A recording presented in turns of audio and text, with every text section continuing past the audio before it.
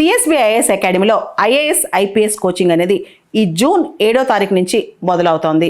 ఎవరైనా సరే అడ్మిషన్ కోసం ఈ ఫోన్ నెంబర్ని కాంటాక్ట్ చేయొచ్చు. ఎన్విడియా కంపెనీ దాని CEO జెన్సన్ హ్యూయాంగ్, ఆయన స్టోరీ వింటే ర్యాగ్స్ టు రిచెస్, అంతేకాదు ఒక జీవితంలో ఇంత అద్భుతాలు చేయొచ్చా అనిపిస్తే. ఈయన ఒక తైవానీస్ ఫ్యామిలీలో పుట్టారు. చాలా మామూలు కుటుంబం, అస్సలు ఇంగ్లీష్ రాదు జెన్సన్ హ్యూయాంగ్కి. తర్వాత కొన్నాళ్ళు వాళ్ళు థాయిలాండ్లో కూడా ఉన్నారు. ఒకసారి జెన్సన్ హ్యూయాంగ్ వాళ్ళ నాన్న ఏదో పని మీద అమెరికా వెళ్ళారంట. మా పిల్లలు ఇక్కడ చదువుకుంటే బాగుండని చెప్పి ఆయనకు ఒక ఆలోచన వచ్చిందంట. చిన్నప్పుడు వాళ్ళమ్మ రోజుకు ఒక 5 పదాలో, కొత్త 10 పదాలో, కొత్త ఇంగ్లీష్ పదాలు నేర్పించేదంట. ఆయన కానీ చివరికి 9-10 ఇయర్స్ ఓల్డ్ ఉన్నప్పుడు జెన్సన్ హ్యూయాంగ్ని అమెరికా పంపిస్తారంట. అయితే తెలియక అమెరికాలో ఉన్న వాళ్ళకి తెలిసిన వాళ్ళు బిహేవియరల్ రిఫార్మ్ స్కూల్లో ఇస్తారంట.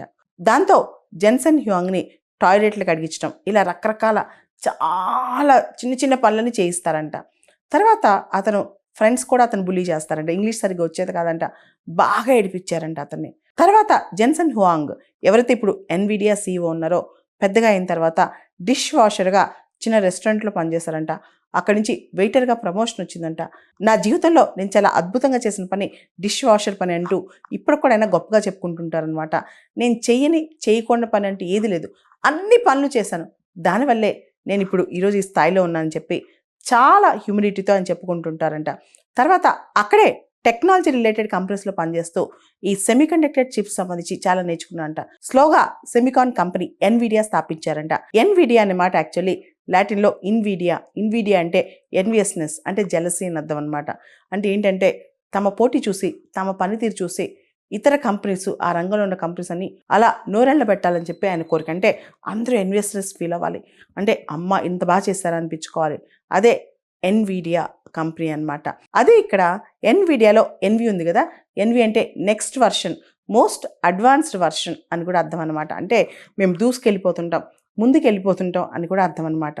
Last year Nvidia company $5 trillion market cap hit చేస్తుంది. ఏఐ భూమి వచ్చిన తర్వాత, ఆర్టిఫిషియల్ ఇంటెలిజెన్స్ భూమి వచ్చిన తర్వాత ఎన్విడియాకి ఎదురు లేకుండా అయింది. Last year Nvidia company GPUs supply చేయడంలో, మోస్ట్ అడ్వాన్స్డ్ GPUs సప్లై చేయడంలో 92% మార్కెట్ షేర్ ప్రపంచంలో వాళ్ళదే అంట.